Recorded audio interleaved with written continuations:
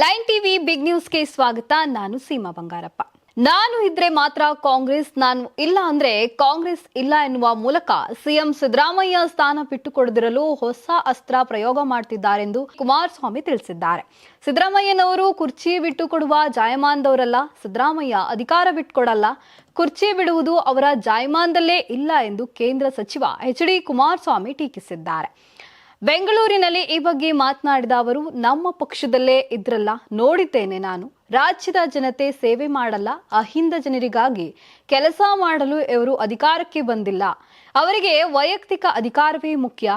ನಮ್ಮ ಪಕ್ಷದಲ್ಲಿ ಇದ್ದಾಗಲೂ ಪಕ್ಷ ವಿರೋಧಿ ಚಟುವಟಿಕೆ ಮಾಡ್ತಿದ್ರು. ಇವತ್ತು ಆಶ್ರಯ ಕೊಟ್ಟು ಪಕ್ಷವನ್ನೇ ಆವರಿಸಿಕೊಂಡಿದ್ದಾರೆ. ಕಾಂಗ್ರೆಸ್ ಪಕ್ಷದ ಹಳಬರನ್ನ ಮೂಲೆಗುಂಪು ಮಾಡ್ತಿದ್ದಾರೆ. ನಾನು ಇದ್ರೆ ಕಾಂಗ್ರೆಸ್, ನಾನು ಇಲ್ಲ ಅಂದ್ರೆ ಕಾಂಗ್ರೆಸ್ ಇಲ್ಲ ಎನ್ನುವ ವಾತಾವರಣ ನಿರ್ಮಾಣ ಮಾಡ್ತಿದ್ದಾರೆ. ಆ ಮೂಲಕ ಸಿಎಂ ಸ್ಥಾನ ಬಿಡಲು ಆಗಲ್ಲ ಎನ್ನುವ ಹೊಸ ಅಸ್ತ್ರ ಪ್ರಯೋಗ ಮಾಡ್ತಿದ್ದಾರೆ ಎಂದು ಪ್ರತಿಕ್ರಿಯಿಸಿದರು. ಸಾಮಾಜಿಕ ನ್ಯಾಯದ ಬಗ್ಗೆ ಬರೆದಿದ್ದ ಲೇಖನದ ವಿವಾದದ ಕೇಂದ್ರ ಬಿಂದು ಆಗ್ತಿದ್ದಂತೆ ಈ ಬಗ್ಗೆ ಸಿಎಂ ಸಿದ್ದರಾಮಯ್ಯ ಸಮರ್ಥನೆ ನೀಡಿದ್ದಾರೆ.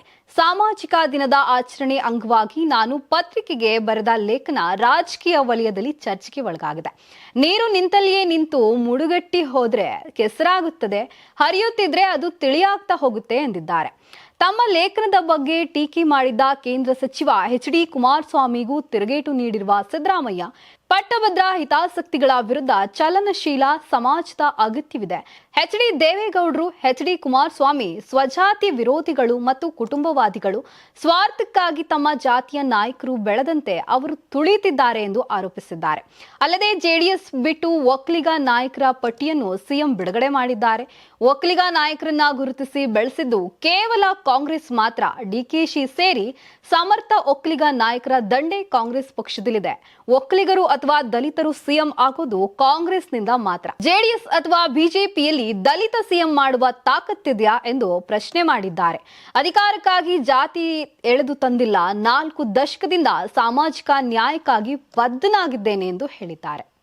ದೆಹಲಿಗೆ ನಾನು ಹೋಗೋದು ಬರೋದು ಇದ್ದೇ ಇರುತ್ತೆ. ನಾನು ಹೋಗದೆ ಮತ್ಯಾರು ಹೋಗ್ತಾರೆ? ಅವರು ಯಾವಾಗ ಕರೀತಾರೋ ಅವಾಗೆಲ್ಲ ಹೋಗ್ತೇನೆ ಎಂದು ಡಿ.ಕೆ. ಶಿವಕುಮಾರ್ ತಿಳಿಸಿದ್ರು. ಸದಾಶಿವ ನಿವಾಸದ ಬಳಿ ಮಾಧ್ಯಮಗಳು ಭಾನುವಾರ ಮಾತನಾಡಿಸಿ, ಮುಂದಿನ ವಾರ ದೆಹಲಿಗೆ ಹೋಗ್ತೀರಾ ಎಂದು ಕೇಳಿದ ಪ್ರಶ್ನೆಗೆ ಡಿ.ಕೆ. ಶಿವಕುಮಾರ್ ಅವರು ಈ ರೀತಿ ಪ್ರತಿಕ್ರಿಯಿಸಿದ್ದಾರೆ. ನಾನು ರಾಜ್ಯ ರಾಜಕೀಯದ ಬಗ್ಗೆ ಹಂಗಿಲ್ಲ, ಎಲ್ಲೆಂದರಲ್ಲಿ ಚರ್ಚೆ ಮಾಡೋದಿಲ್ಲ. ಅದು ಸಾರ್ವಜನಿಕವಾಗಿ ಚರ್ಚಿಸುವ ವಿಚಾರವೂ ಅಲ್ಲ ಎಂದಿದ್ದಾರೆ. ರಾಹುಲ್ ಗಾಂಧಿಯವರು ದೇಶದ ಹಿತಕ್ಕಾಗಿ ಏನ್ ಬೇಕೋ ಅದನ್ನ ಮಾತನಾಡ್ತಾರೆ. ಅಮೆರಿಕದ ಜೊತೆಗಿನ ತೆರಿಗೆ ಒಪ್ಪಂದದಿಂದ ದೇಶದ ಪ್ರತಿ ರೈತನ ಮೇಲೆ ಪ್ರತಿಕೂಲ ಪರಿಣಾಮ ಬೀರುತ್ತದೆ. ರಾಹುಲ್ ಗಾಂಧಿಯವರು ಲೋಕಸಭೆ ವಿರೋಧ ಪಕ್ಷದ ನಾಯಕರಾಗಿ ಚರ್ಚೆ ಮಾಡ್ತಾರೆ ಎಂದರು. ಕರ್ನಾಟಕದಲ್ಲಿ ನಾಯಕತ್ವದ ವಿಷಯದ ಬಗ್ಗೆ ಕಾಂಗ್ರೆಸ್ ಹೈಕಮಾಂಡ್ ಒಂದು ತೀರ್ಮಾನಕ್ಕೆ ಬಂದಿದೆ.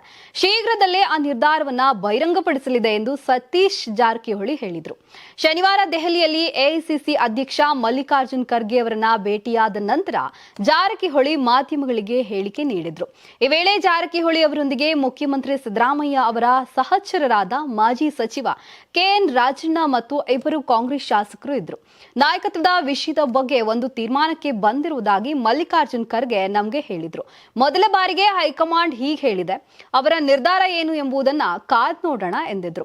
ಹೈಕಮಾಂಡ್ ನಿರ್ದಿಷ್ಟ ದಿನಾಂಕದೊಳಗೆ ತನ್ನ ನಿರ್ಧಾರವನ್ನ ಪ್ರಕಟಿಸಲಿದೆಯೇ ಎಂದು ಮಾಧ್ಯಮಗಳು ಕೇಳಿದ ಪ್ರಶ್ನೆಗೆ ಉತ್ತರಿಸಿ ಖರ್ಗೆ ಅವರು ಯಾವುದೇ ದಿನಾಂಕವನ್ನ ನೀಡಿಲ್ಲ, ಆದರೆ ಆದಷ್ಟು ಬೇಗ ಆ ನಿರ್ಧಾರ ಪ್ರಕಟಿಸಲಾಗುವುದು ಎಂದು ತಿಳಿಸಿದ್ದಾರೆ.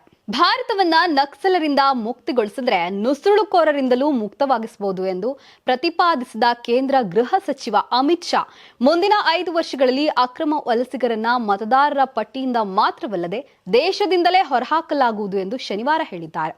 ಅಸ್ಸಾಂ ಪೊಲೀಸ್ 10ನೇ ಬೆಟಾಲಿಯನ್ನ ಹೊಸ ಕ್ಯಾಂಪಸ್ಗೆ ಶಂಕುಸ್ಥಾಪನೆ ನೆರವೇರಿಸಿ ಮಾತನಾಡಿದ ಅಮಿತ್ ಶಾ, ನುಸುಳುಕೋರರಿಂದ ಅತಿಕ್ರಮಣದಿಂದ ಮುಕ್ತವಾದ ಭೂಮಿಯಲ್ಲಿ ಇದನ್ನು ನಿರ್ಮಿಸಲಾಗುತ್ತದೆ. ಆದರೆ ನುಸುಳುಕೋರರನ್ನ ಅತಿಕ್ರಮಣ ಭೂಮಿಯಿಂದ ಹೊರಹಾಕಲು ಸಾಕಾಗುವುದಿಲ್ಲ. ಅವರು ಬೇರೆ ಕಡೆ ಹೋಗಿ ನಿಲ್ಲಿಸುತ್ತಾರೆ. ಅವರನ್ನ ದೇಶದಿಂದಲೇ ತೆಗೆದು ಹಾಕಬೇಕು ಎಂದಿದ್ದಾರೆ.